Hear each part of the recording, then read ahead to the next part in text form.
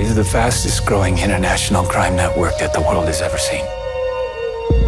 It has already passed the illegal arms trade, and soon it's gonna pass the drug trade.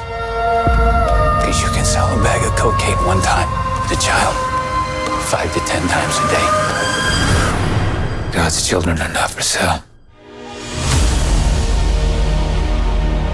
How long you been doing this?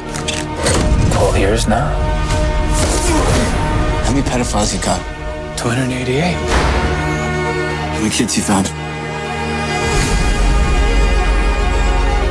Timoteo, por rescatar niños, ¿verdad? ¿Puedes ayudarme a encontrar a mi hermana? Te lo prometo.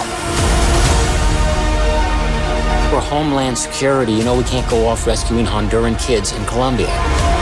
Which means she'll disappear for good. Imagine walking into her room right now, seeing an empty bed. What we do?